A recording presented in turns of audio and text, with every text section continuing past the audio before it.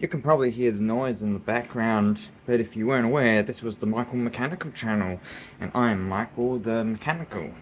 And yes, I've survived another year after having all that leukemia stuff. And we have here a Creality enclosure with something in it. Obviously, that's why there is this big box on the ground and why there's a little bit of noise. Now, what's going on in here? We'll be first probably looking at the big monster in the room. The big monsters in the room. We have a Creality CR30, which is the belt-driven version of a 3D printer with an infinite Z-axis. And that means that we can then print a theoretically endless length of parts, or endless amounts of parts, pretty much.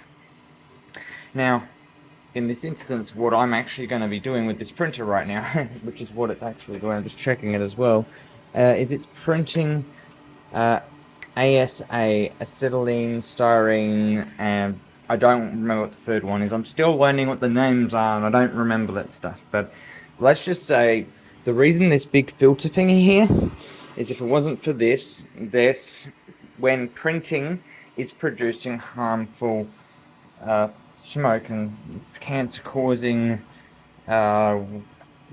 stuff. And that cancer-causing stuff will make you very sick. And I've already had my touch with cancer. I don't want to shit at people.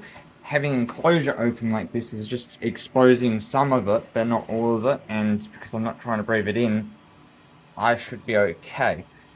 Now, the machine currently is running on this big 2.3 kilo reel of ASA by Apollo X, which is also former Futures, which is Apollo X ASA.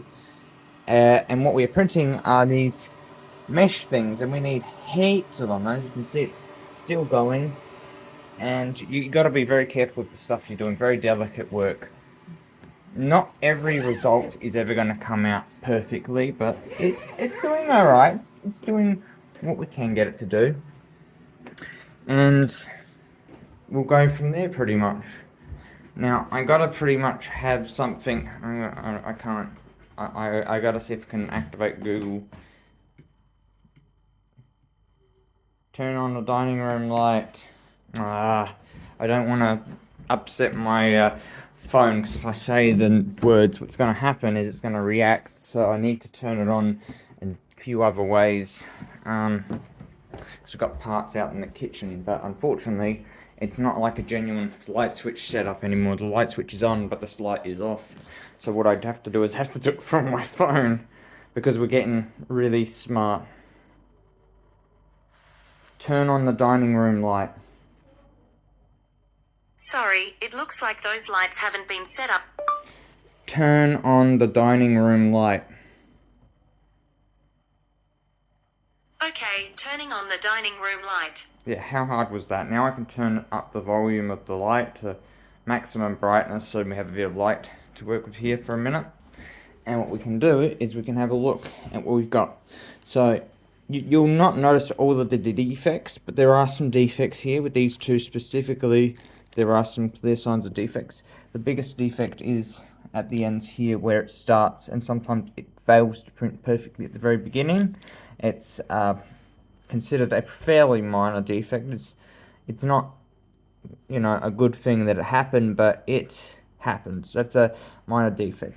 This is also a bit of a minor defect right here, but obviously it's not a major one because it's still sort of bridging, even though it is sort of a major defect. But in this case it's a minor one just because of where these are going to be used and what they're used for. It's not a thing for visual appeal. This is for a mechanical functionality, so it's not the biggest deal breaker in the world.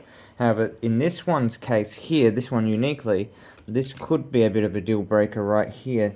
It's snapped right there, and if you have a look at it, it's snapped with the grain, and that's what tends to happen with these parts. When you're making some of these parts, people think that it's easy. Now in my case, that CR30 is not calibrated to do this kind of work properly, and it can't. So one of my problems I have is I can't get the temperatures high enough to work with this material correctly. So therefore I'm going to have some discrepancies with it. Another thing is it's definitely not calibrated because we have some weird stuff happening in between all the meshes. Now, to be frank, some of this can be sort of fixed up with some post-processing, and in some cases it probably won't. Now, I don't know how well it's going to come out post-processing wise, but the idea is I need quite a lot of these to replace ones that are missing on a house, and I've only got one machine, so I can only do it at such a rate that goes for me. And it's currently trying to print 2 at a time. There is also waste material, which I don't really like that there is, but I'm collecting it to measure what it actually is at the end of the day for maybe 10 units. Make 10 units and measure what the waste for 10 units is, and then project how far forward, how much waste we're actually getting from this material.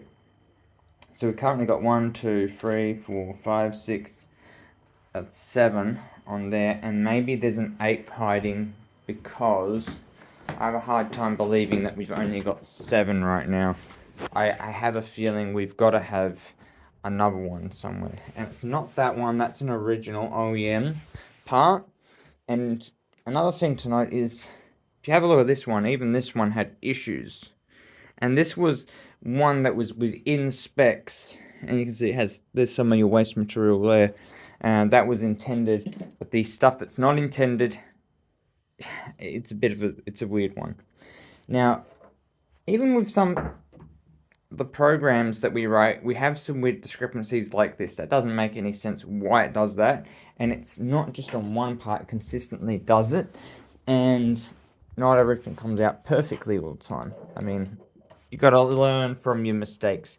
So these parts do need some fixing up, obviously, and they were meant to be stands, and then they were meant to be a bit more efficient and a bit easier to work with. It failed. Okay, there was discrepancies with this design that it does need an improvement. Very minor improvement, by the way.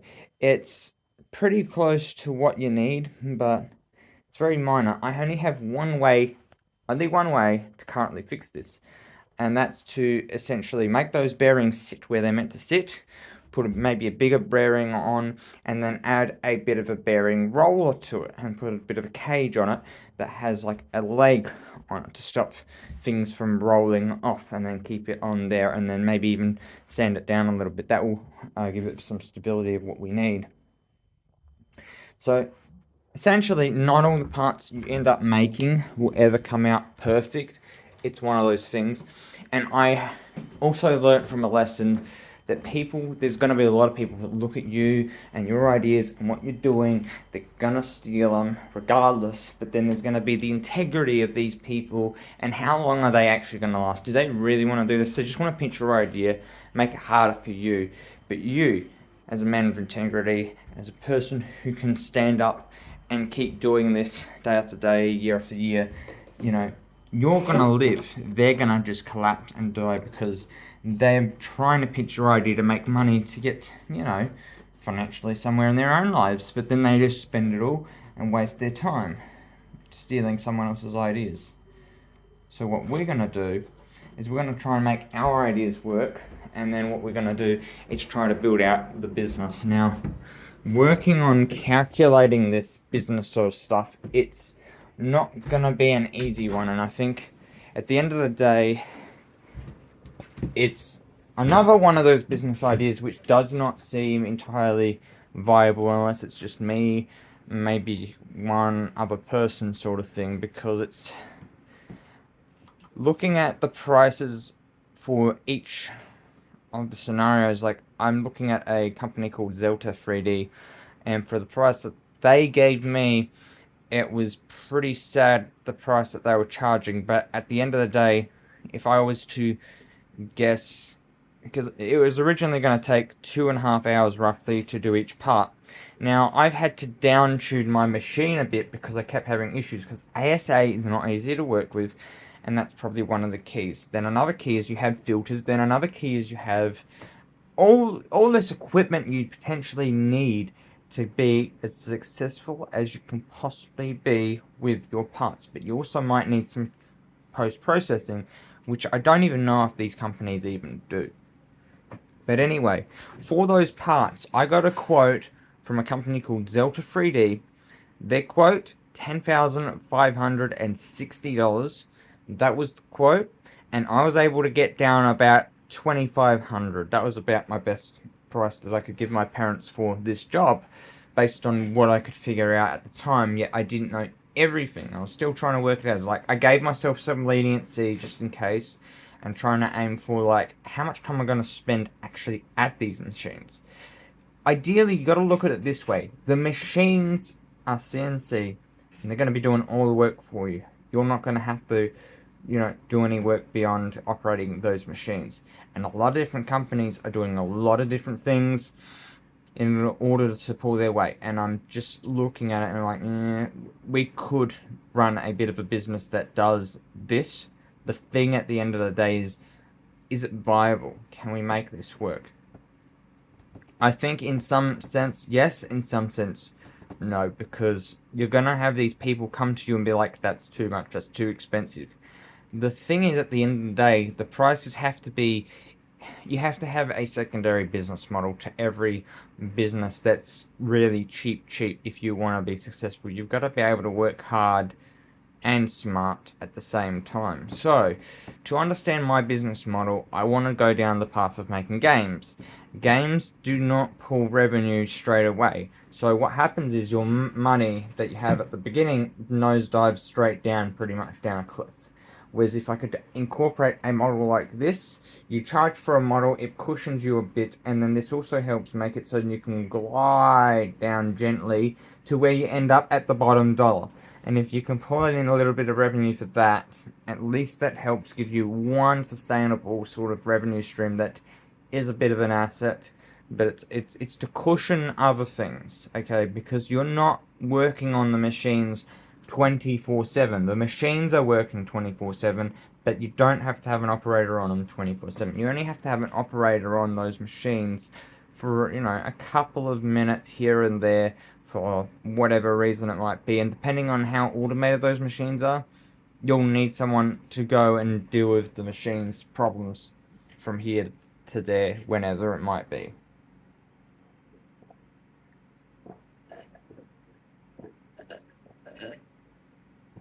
Oh, that's Coca-Cola. It's refreshing.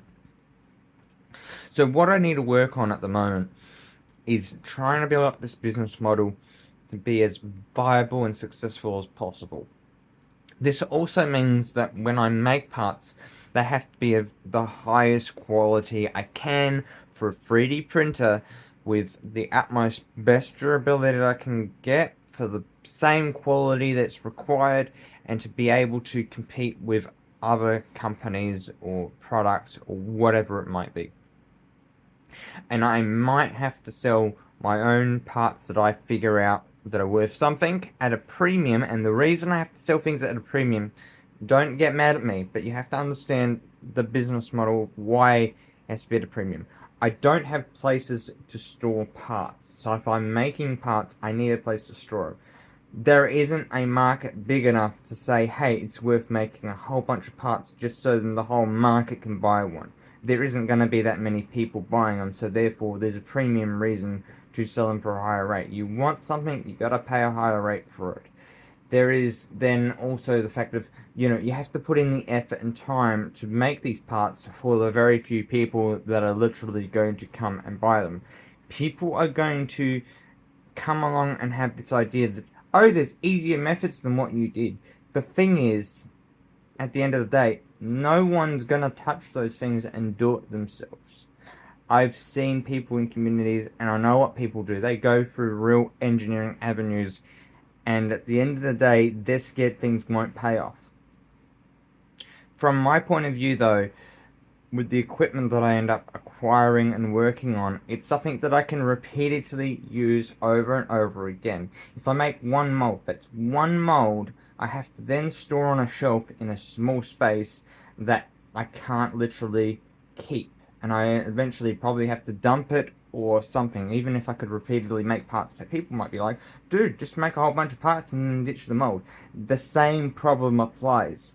So when I think about this lucrative in a way. I'll call it lucrative because I don't actually know if it is or not. It came to mind, boom, and so it must be lucrative. But this lucrative business of making 3D printed parts, the thing is, I don't need a mold, and I can store it on a computer, and then I can print parts on demand.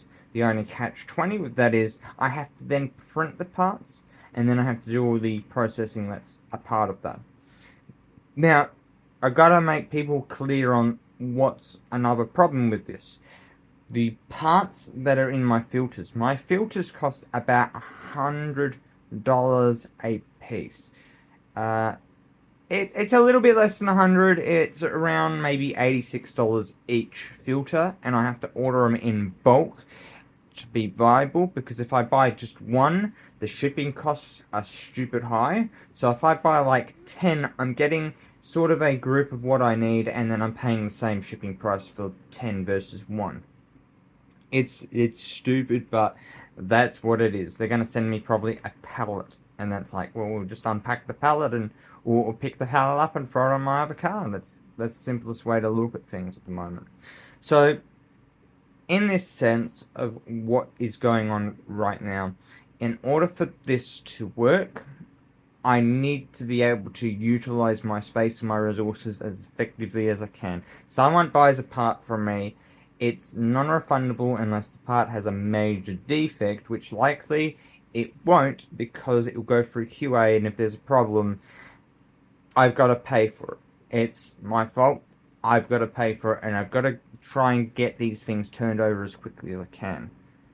These parts for cars, I'm not ready to even produce yet. That's part of the problem. Another part of the problem is they'll never be original parts. As close as I can get them to an original part, they will never, not in their lifetime, be an original part, because they'll always have a different manufacturing process, meaning they may not have the same structural integrity as an original. However, they might also be good enough to compete with the original part, even if they were made differently. So instead of being able to say that it's connected from all directions, it's only connected from one direction solidly. And it's about trying to understand, and I need you guys to be able to understand and interpret what I'm pretty much trying to say. It's like you have a mold, and then you fill it up, and then it sets.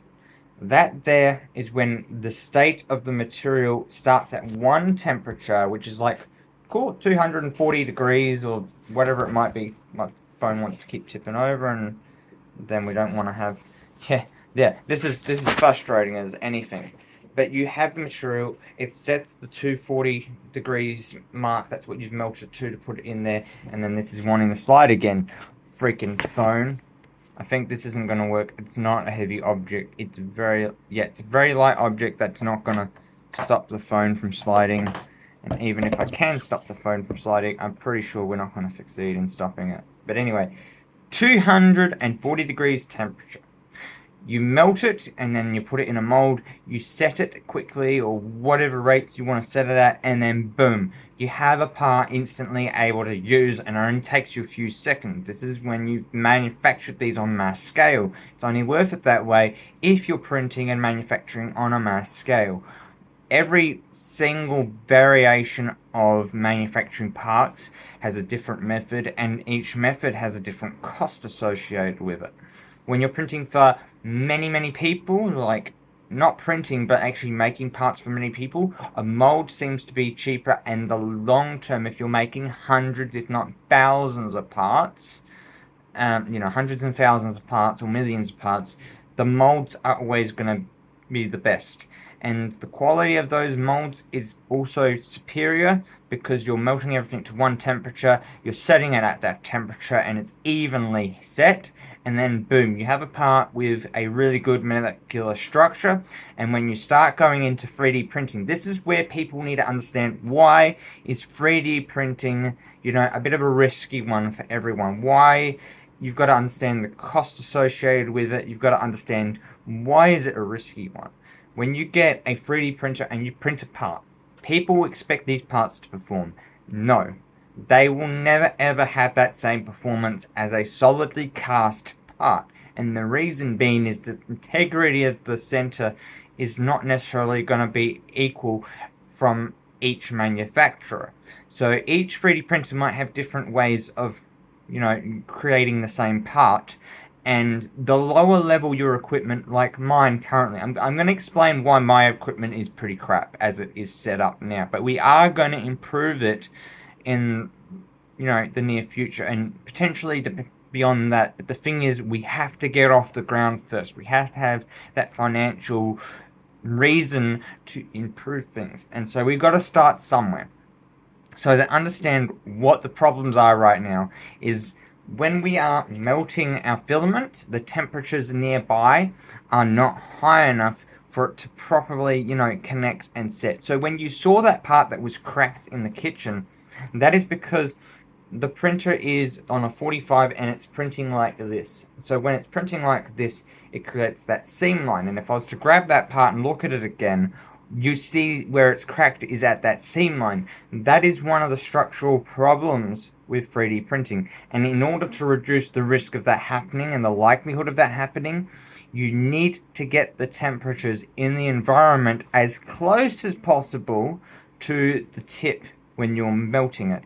They ideally say, with the hotbed, they're asking for about 100 degrees for ASA, but ideally they want you to try where you're setting the material. They want you to aim for around the same mark. Not necessarily the exact same mark, because when the hot stuff touches, you're going to have that heat exchange where the materials are going to mesh a little bit together, and then you have that opportunity that it's going to be the same sort of set.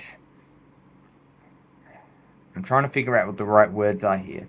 But if you want those two to fuse together properly, if you want the FDM based printers to work successfully, you need to have you need to have 3 heat sources. You need to have your heat bed, you need to have your environmental heater, and then you need your extruder that heats, or I'm pretty sure it's called the extruder. They call it also the hot end. So the hot end heats up your material and your filament.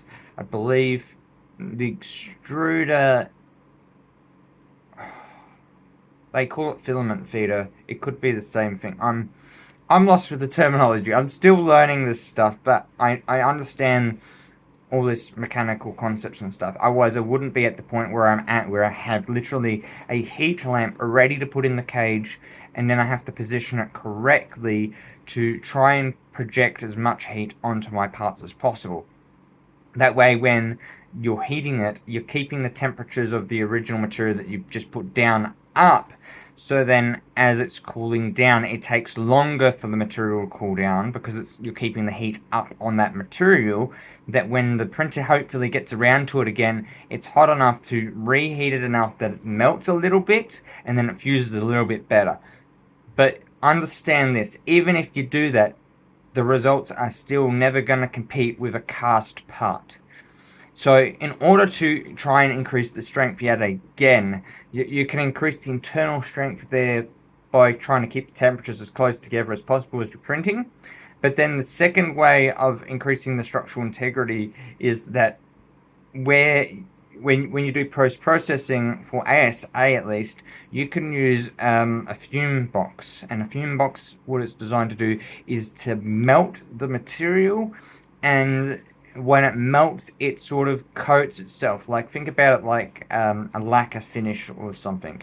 It's sort of like lacquering the part, melting the material that the part was made with in order to recoat itself and get rid of those structural lines, so then it has a solid film surface, and that will increase the durability of the part by a lot. The surface alone equates for a lot of the part's structural integrity, and that's why post-processing can be very valuable for a part's life expectancy and a part's durability. So never forget the idea of doing post-processing. There's only one catch to post-processing that's a problem. If you ever get that layer and you scratch it, or you decide you want to sand it down, and you get back down to where the layers are like layer by layer printed, then you'll be back to a point where you've got a structurally compromised component. It's not ideal to do that. It's best to just use the part as it is. You have a problem with it, essentially, try to get it rectified, and there's only one real way to fix the part, and that's to post process that area that's damaged, and that should resolve the issue unless too much material is missing, in which case you either have to add material or you have to make a new part, depending on how far gone this part is actually gone. So that's what you can do. And if you have to add material, you may have to do some, sanding, and then essentially post-process that in order to get the results you desire. I've been doing my homework. I've been learning, and I've already had experience in the workforce to understand what exactly I need to do to try and get the best results I can possibly get. Doesn't mean I have practical experience. I've seen stuff, I've done some stuff, and I know most of the theory behind what's going on, but I've never had the quite full-on professional experience to actually do something, but I've had exposure to professionals doing the work in their trade and paying attention as close as I can. And at the end of the day, if I need a professional, I've always got one person when they get their health right to turn to, and that's my dad. And it's going to come down to him improving his health. And if he helps me, then I've got to help him back, and that's what I think is fair. The only problem is his health is pretty sad, and it's his own fault. It's self-inflicted, but that's his choice. My health is a little bit different, but I'm not going to let my health get in the way of things. And if people are going to insult me for my health, then honestly, I think someone must be drunk or something, because I never exposed myself to things unintentionally. I never asked for what happened to me. I just tried to get ahead in my life, and I worked really hard, and I kept getting knocked down, and then people who didn't like hearing about this would pretty much jump on board and be like, stop crying about it, have an attitude. And there's a lot of people in the world that have an attitude, but something, at the end of the day, I don't care. My goal isn't really to keep talking about that, and the only reason I need to talk about it still is because, notice I don't have the mask on. The reason I don't have the mask on is I'm not out in the open, I'm not in the public. I will only ever have the mask off when I'm around family members and people who I know don't actually have risks of having a bug. That would be likely my mum, and unlikely my dad, because he goes and hangs around with people who are always sick, and it's just such a risk, and it's just not fair for my health to have to be exposed to such a risk. So I need to stay safe until my body has fully recovered and when the doctors tell me otherwise. And I just want to keep people informed about my health in that sense, so people understand why do I need to wear a mask, and why I need people who are sick to just stay away from me in person if you ever see me, because I can't afford to get sick. So once this all dies down, I'm hoping to never ever have to talk about cancer again or my illness. I just, as a role model, maybe explain about how I got back and recovered from it, but I don't really want to be looking back on it and thinking about it, because it's already a dark cloud over my shoulders that it's like, maybe I'll relapse and it'll come back and bite me on the ass one day. And I have all the risks now in the future of future cancers and stuff, so it's not like it's going away. So instead of letting it bother me being my life, I'm trying to do something productive with my life and do something as good as I can with what I've got. And to explain about how I feel at the moment, when I'm moving around, I'm feeling my internal organs it feels like occasionally they're getting pulled apart or something, and it hurts and feels uncomfortable, and I have sometimes blood, and it's not great. It's not nice. But I just want to keep people informed about this, and if you guys care, then understand that if I ever see you guys in person, or if you see me in person and recognize me, just understand that the reason I'm wearing my mask is likely because I can't afford to get sick. I literally can't. If I end up getting sick, it's hospitalization for me, and I don't want to be hospitalized. I want to keep doing stuff, and because every day is different, and most days I am literally unable to do stuff. It's not like a mental block, it's like physically you just feel bleh, and you just can't help it. So I'm being active at the moment, even though I feel a bit crap, but I just need to keep pushing on. So hey guys, the best thing I want to say at the end of the day, come on, let's get back to work.